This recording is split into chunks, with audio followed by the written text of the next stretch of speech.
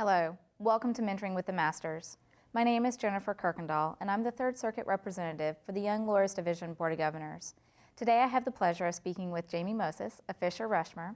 She is a board-certified appellate attorney, but she's going to be talking to us today about quality of life. What's it like being a lawyer, being a mom, doing all of this together? Can you just tell us how, first of all, do you think there can be a work-life balance?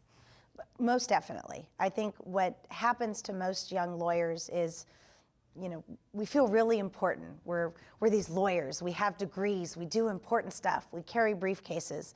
And I think we sort of get lost in the fact that it's just a job. So I do believe we can have work-life balance, but it needs to start early on. It's not something to wait for until your partner or something like that. You need to be actively working on it from the day you start practicing law. Is there a way that you would actually define a balance between the two? Well, I think it's important that you realize what's important in life. Your health is very important. You could be a great lawyer, but sick as can be inside. You don't have work-life balance. If you have a spouse, but you never see him or her, you don't have work-life balance. If your children are being raised by someone other than you and your spouse or partner, then you don't have work-life balance. What about for a young lawyer? Is there a way you believe to accomplish a work-life balance? Say they've just started in a large firm and they need to have those billable hours. What can be done?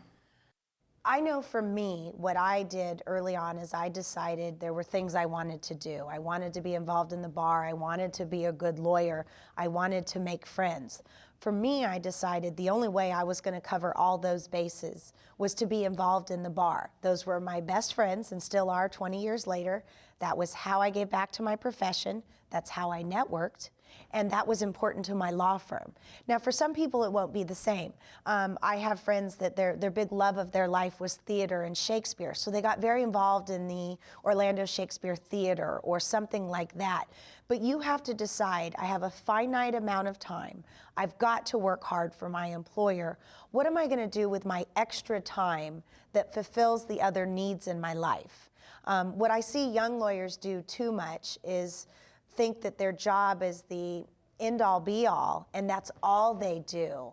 Well, that's not going to help your employer because you need to be out there meeting people, and you also need your mental and emotional sanity. So I'm not suggesting that you leave in the middle of the day for a 3-hour yoga class. That's not my suggestion. But if yoga is important to you, then you find a way to go to the 5 or 6 a.m. class, or the 7 p.m. or 8 p.m. class, but you continue to do what brings you happiness and keeps you sane.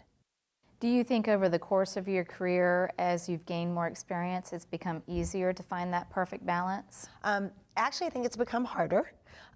When you become, a part owner in your law firm and you have children, it's amazing what their lives, my children have greater social lives than I do, and they play sports and they have school commitments. So it actually gets harder, but I'm less afraid to demand, because I'm older and more experienced, that I have that balance. Furthermore, I'm more efficient as a lawyer, so what would take me 6 hours as an associate probably takes me 2 now. So it allows me to reach that sort of balance in my life. What types of things have you done in order to obtain this type of balance?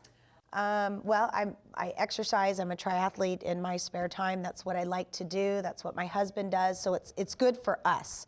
I have a girlfriend that she quit baking as soon as she became a lawyer, and she heard me speak once. And I said, do what you love and what brings you happiness. She started baking again. That is her distressor. She bakes. Other people, it's their church group. For other people, it's just making sure they make their kids' events, that they don't miss those things. It's just finding the time to do what's important to you and what brings you happiness and what takes you away. You mentioned your kids. How do you approach that? If your kids are involved in all these different extracurricular activities, this one's got to be at soccer, that one's at baseball. I'm mixing my seasons there, but anyway, you get the point. Yeah. How do you approach that?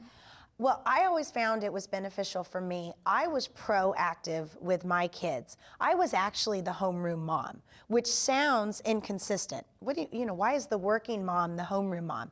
what I found is when other people did it, and this is no knock on anyone else, but I'd get the email the day before the event. Well, I couldn't do it because I had a depot on my calendar for 3 months.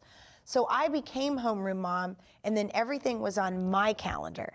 So I knew the holiday party was December 12th. Well, I knew it back in September. So I never missed anything.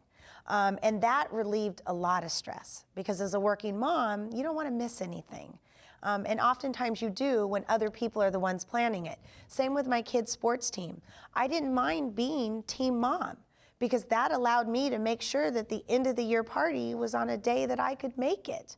So for working adults, male, female, it doesn't matter.